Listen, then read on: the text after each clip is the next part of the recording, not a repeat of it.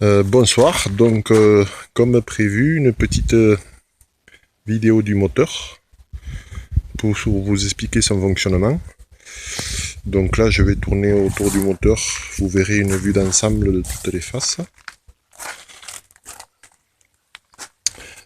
Alors là il est sur le banc de démarrage que j'ai fabriqué à partir d'une boîte à vitesse.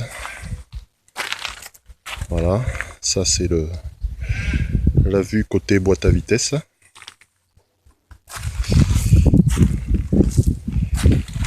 Voilà.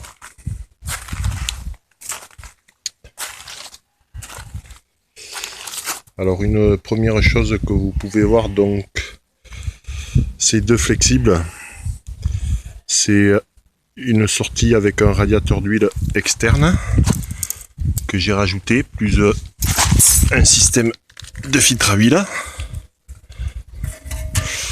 Donc on peut même rajouter un ventilateur électrique dessus si on veut. Donc en fait cette prise d'huile est prise, je sais pas si vous allez voir, on verra peut-être pas bien. En fait elle est prise directement sur la pompe à huile et elle rentre dans le circuit d'huile du moteur. Voilà.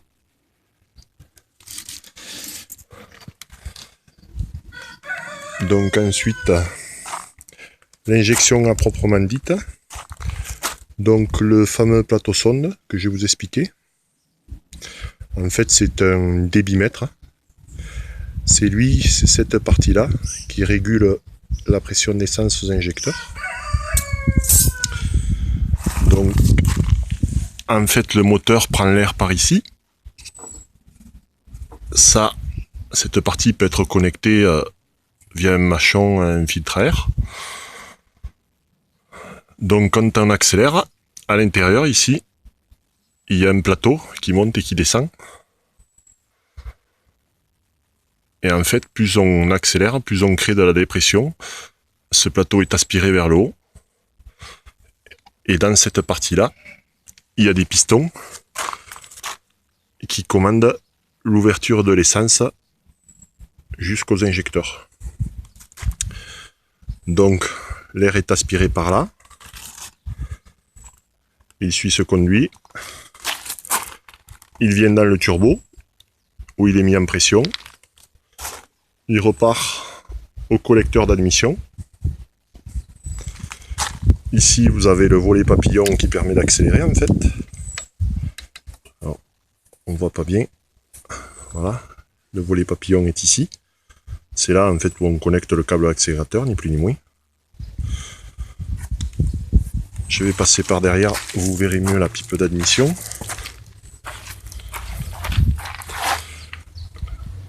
Donc l'air arrive ici. Le volet papillon. En fait c'est un simple volet papillon, hein. Quand on accélère on ouvre, on ferme. Et ici, le collecteur d'admission qui distribue de chaque côté. Donc il y a une base commune et après on part sur chaque cylindre via les tubes.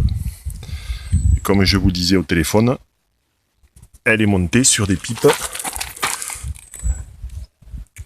type IDF. Voilà. Donc ça c'est tout ce qui concerne la partie du circuit essence du moteur. Donc ici c'est un accumulateur de pression. En fait c'est ce qui permet de maintenir une pression d'injection constante. Ça c'est un filtre à essence très fin, 100 microns, puisqu'il faut bien filtrer l'essence pour ne pas boucher les injecteurs.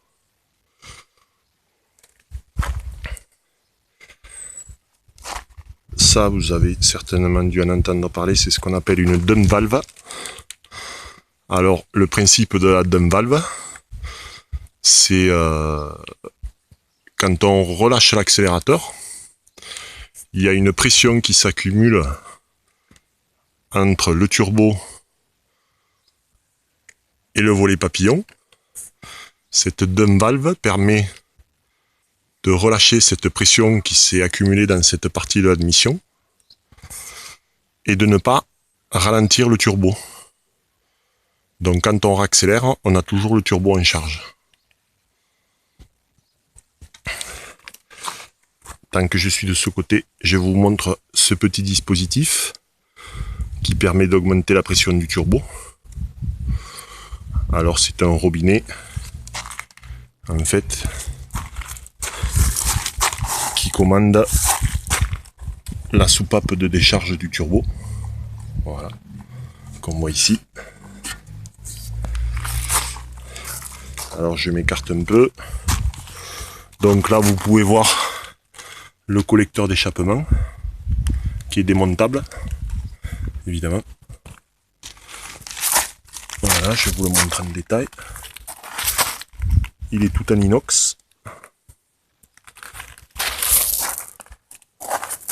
Voilà. Avec la sortie de l'échappement du turbo, qui pour le moment est en échappement libre. Après, à voir suivant l'utilisation, s'il faut rajouter un silencieux pour le bruit ou...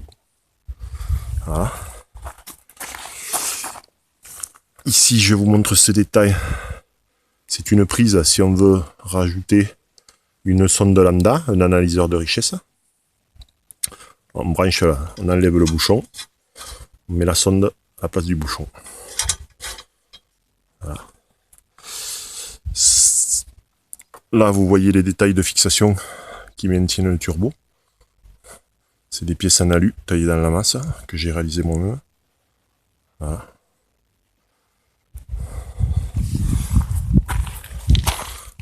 Alors si vous ne connaissez pas les moteurs de Notch, la turbine de refroidissement. Alors sur les moteurs de Notch, donc entraîné directement par le vilebrequin, l'air est aspiré par là et il est rediffusé sur les cylindres via ce collecteur en alu qu'on voit, et l'air est renvoyé sur les cylindres via les tôles de refroidissement de chaque côté. Voilà. Ici et ici.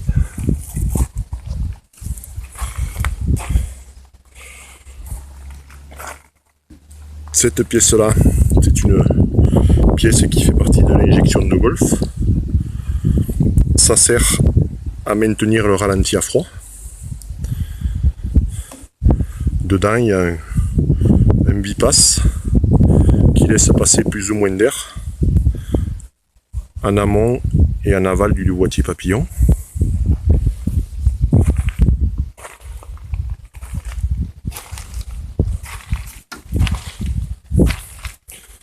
Donc toujours en gros plan, le fameux plateau sonde. Alors cet orifice, c'est ni plus ni moins qu'un orifice de reniflard. On peut y brancher un reniflard dessus, voilà. Moi pour le moment il est à l'air libre, mais il peut être condamné, évidemment.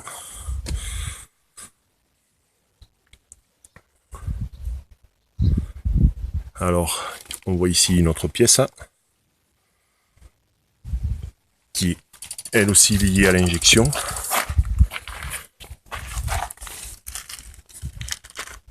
Donc cette pièce, toujours pareil, suivant la température du bloc, à l'intérieur il y a un bilame. Ça c'est toujours, c'est le même principe que la pièce d'en haut ici, qu'on appelle tiroir d'air additionnel. Tout ça, c'est pour un fonctionnement à froid du moteur. Voilà. C'est pour permettre un meilleur fonctionnement à froid du moteur quand le moteur est froid. Donc toutes ces pièces sont fonctionnelles, puisqu'elles sont alimentées électriquement. Voilà.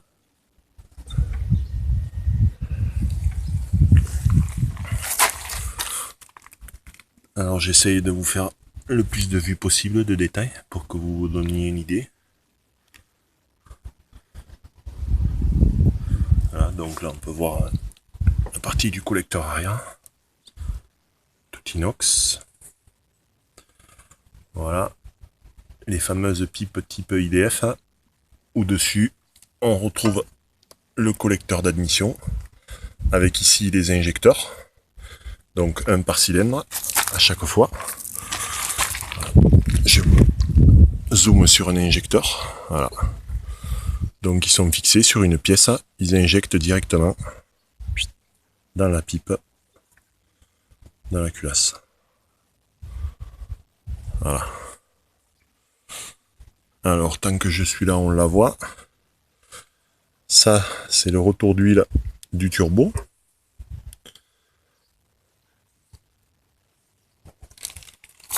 Donc c'est la descente d'huile qui redescend. Alors là, on ne pourra pas le voir peut-être, si de par là. Elle redescend directement dans le bloc. Voilà. Et la prise d'huile qui lubrifie le turbo avec un flexible type hydraulique. Donc il y a une très très grande résistance à la pression. Lui est pris, alors je tourne, excusez pour les mouvements, c'est pour vous montrer en détail.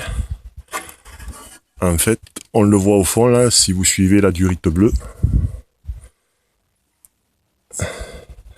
C'est pris sur la sortie de pression d'huile du moteur. Voilà. L'allumeur, un 009 classique, où j'ai juste modifié l'avance centrifuge qui est bloqué à 24 degrés max. Voilà. Alors ceci, normalement d'origine, sur les moteurs de notchback, c'est une dynamo. Moi je l'ai remplacé par un alternateur de moderne. De souvenir, c'est un alternateur de 205. Voilà. Juste pour une question de fiabilité. Toujours pareil, avec des petites pièces en alu taillées dans la masse pour fixer l'alternateur. Cette pièce-ci qui permet la tension de la courroie et en même temps qui fixe la bobine.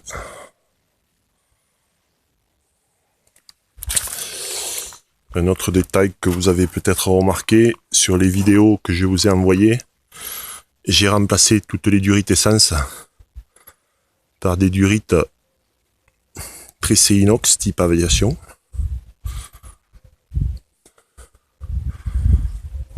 Donc ça, toutes ces durites, c'est les durites d'injection.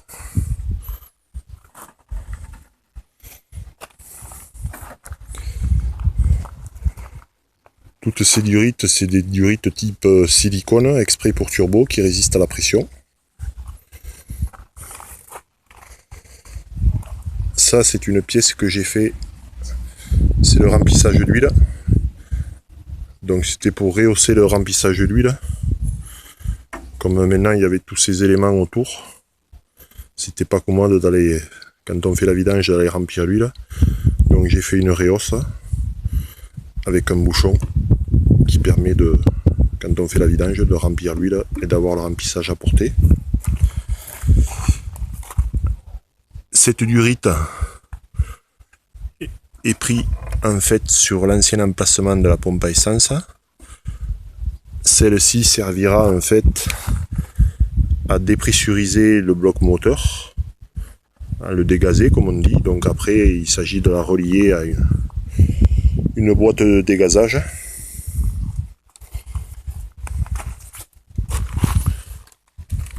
Où l'on pourra aussi relier les culbuteurs, les caches culbuteurs. Tout ça pour permettre la ventilation du bloc, ça évite les fuites d'huile. Voilà. Là j'essaye de vous montrer l'allumeur.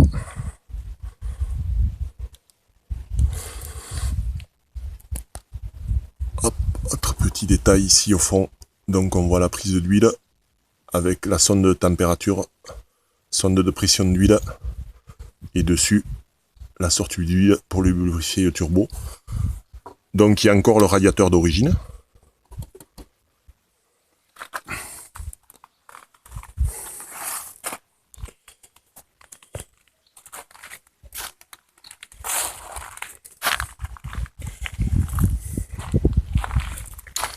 Voilà, j'espère vous avoir montré l'essentiel des détails. Si Si vous voulez revenir sur un détail ou sur une explication particulière, n'hésitez pas à me contacter. Je vous referai une petite vidéo de ce type. C'est bien plus pratique que des photos. Là, je vous montre une vue d'ensemble du banc que j'ai fait en fait à partir d'une boîte à vitesse. Voilà, elle est fixée sur un support à roulette. Un petit réservoir d'essence. Ça, c'est la pompe à essence qui fait partie de l'injection. Donc, qui est vendue avec le moteur. C'est la pompe à essence d'origine de Golf GTI. Donc, elle aspire l'essence. Elle met en pression via cette durite. Elle rentre dans l'accumulateur de pression. De l'accumulateur de pression, on va au filtre à essence. Sortie du filtre à essence, on rentre dans le plateau sonde. Évidemment, avec ce type d'injection, il faut prévoir un retour au réservoir sur la voiture. Il faut une ligne d'alimentation et une ligne de retour. Donc ça, c'est un petit banc tout simple de démarrage, contact. J'ai mis 2 petits manons, une température d'huile, un compte-tours. C'est bien pratique pour démarrer le moteur à l'extérieur de la voiture, faire des réglages, des interventions. Alors, peut-être vous allez me poser la question, pourquoi il y a ce trou sur le turbo? Donc c'est un turbo, comme je vous le disais, de Golf 2, qui sur les Golf est branché sur le circuit d'eau. En fait, sur les Golf, ça sert à refroidir le turbo au moment où l'on l'arrête. Voilà. Évidemment, comme sur les notches, les moteurs VV, il n'y a pas de circuit d'eau. Ce n'est pas relié, mais ça ne gêne aucunement au fonctionnement du turbo.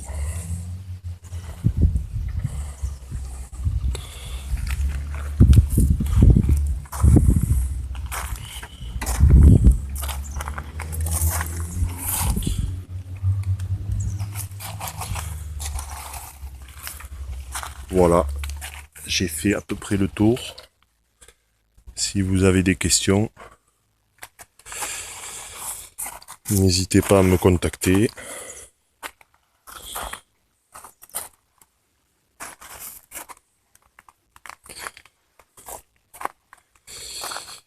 Voilà, merci.